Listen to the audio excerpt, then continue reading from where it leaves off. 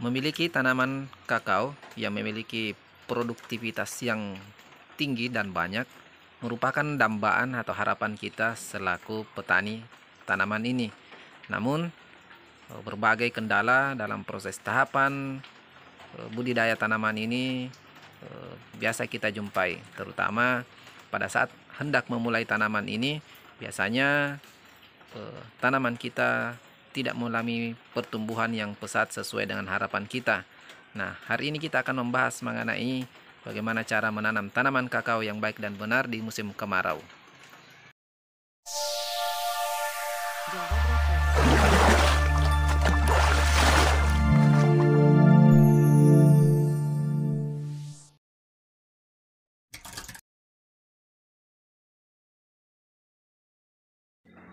Jadi baiklah sobat tani semuanya. Jadi sebelum kita masuki acara atau topik kita pada pagi hari ini, kami hendak mengingatkan kembali bahwa marilah kita sama-sama belajar untuk mengembangkan teknik-teknik terbaru tentang budidaya tanaman kita, baik itu melalui media online atau secara langsung atau melalui penyuluh, agar ilmu kita itu bisa bertambah.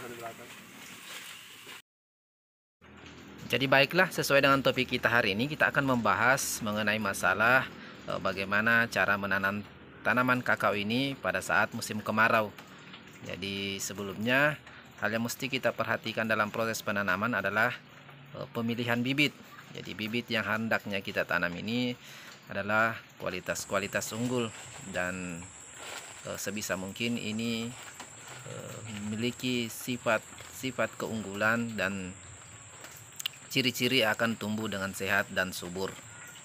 Dan selanjutnya yang berbeda pada saat musim hujan dan musim kemarau ini mungkin hanya terletak pada cara akhir dalam proses penanaman, di mana saat musim kemarau hendaknya kita beri penaung sementara. Contoh pada gambar seperti kita lihat, ini sangat penting kita berikan karena ini bisa menahan dari panasnya terik matahari yang akan mengenai tanaman langsung seperti ini. Namun ini perlu juga kita perhatikan biasanya tanaman kita cukup dalam hal naungan. Contoh seperti ini berada di bawah pohon yang besar, sehingga untuk naungan seperti gambar tadi ini tidak terlalu penting. Akan tetapi jika berada di ruang atau lokasi yang terbuka, contoh seperti ini terkena sinar matahari langsung, sehingga proses pertumbuhan awalnya ini sudah bermasalah. Jadi meskipun kita fokus pada perawatan dengan cara intensif, ini juga tidak akan terlalu baik karena di tahap awal perkembangannya ini sudah bermasalah.